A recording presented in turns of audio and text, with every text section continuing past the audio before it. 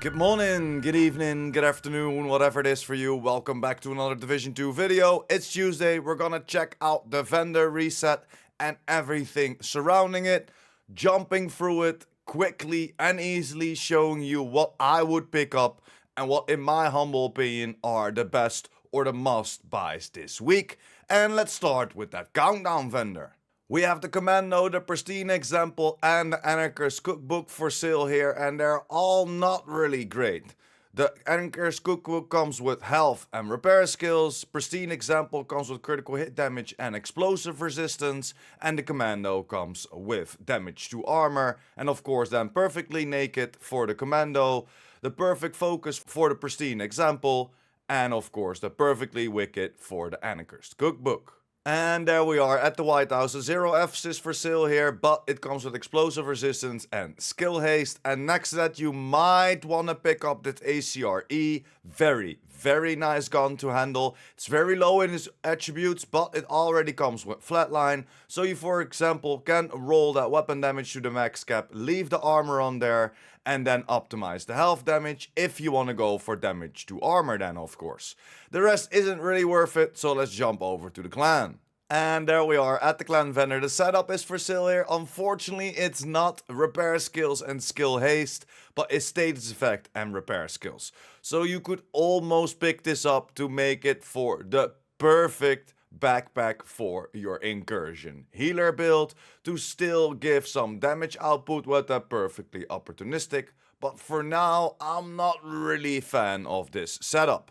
Then next to that we can find the Police M4 that already comes with damage to target out of cover. So you can roll the talent away, change it into a universal weapon and optimize the rest. And then next to that maybe you can pick up this Mask of Sokolov with critical hit chance already on there, 12% weapon damage. And you can roll that weapon handling away for crit damage or headshot damage, whatever you think is necessary.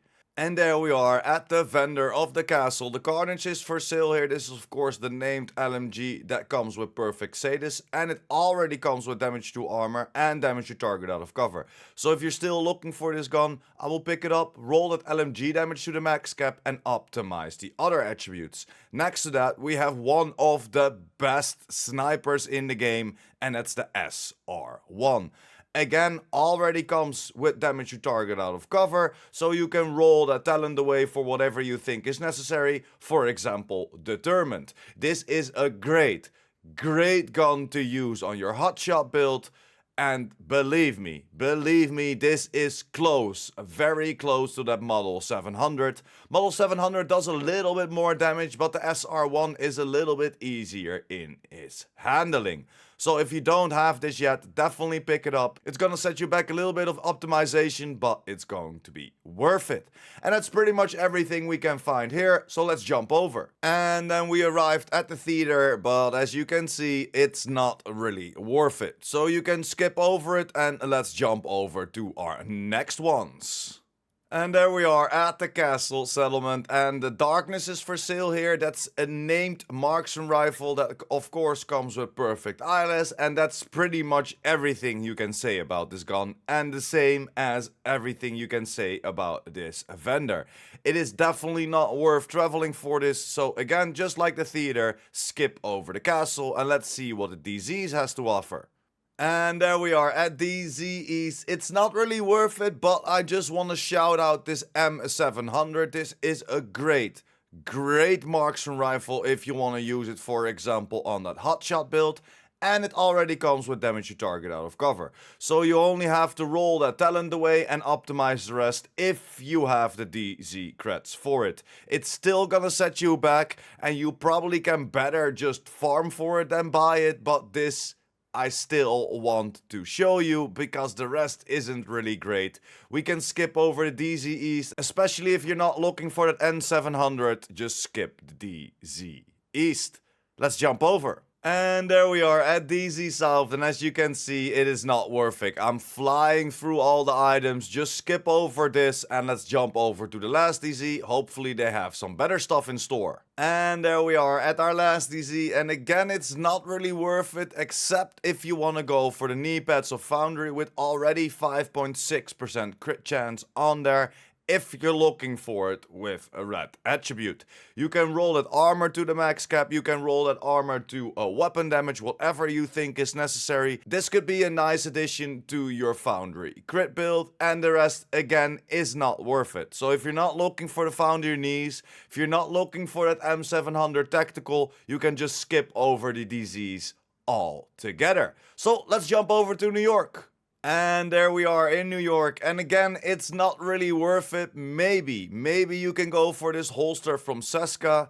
You can roll that weapon handling away for some crit damage, for example, optimize the rest to have a nice holster of Seska. But again, it's pretty easy to farm, so just leave it here. It's not really worth it. Maybe if you're starting up a build, you can pick this up, and then if you farm for that Seska holster or any other Seska pieces, you can replace it whenever you find a new one. But overall, it's not really worth it to go to New York, at least that first vendor. So let's hope that Roy has some better stuff in store for us for that last vendor of today. And there we are at Roy, and the FAL-SA is for sale here, and it already comes with damage to target out of cover. So again, we can change this in a universal weapon to rolling that talent away and then optimizing everything on your attributes. Yes, it's gonna set you back, but you only need one FAL, because then you can just continuously change this talent around if there's a new talent coming, or you want to just use it on a different gun and you need a new talent. So this is the best buy at Roy, but again, it's not the best buy overall. You can just farm for it as well, but it is a nice, very nice gun to shoot with, and the rest, you already guessed it, it is not worth it. Just leave him alone if you don't need that FAL. So overall, it's not really a great week. We can find a few very nice pieces, or some pieces that are interesting to build around, or maybe will help you start this game off a little bit better. But overall, it's just a vendor reset this week. Let me know in the comments down below if you picked anything up, or maybe I missed something. You think like, Prime, you just jumped over this piece of gear, this item that is so incredibly good. Let me know in the comments down below, but that's pretty much it. Thank you very much for sticking until the end. If you liked the video or helped you out in any way or form, make sure to like this video. And of course, if you're new here, you want to be updated about the Division 2, the Division universe, and the future Division 3, make sure to hit that subscribe button as well, and I will see you in the next one. PurePrime out.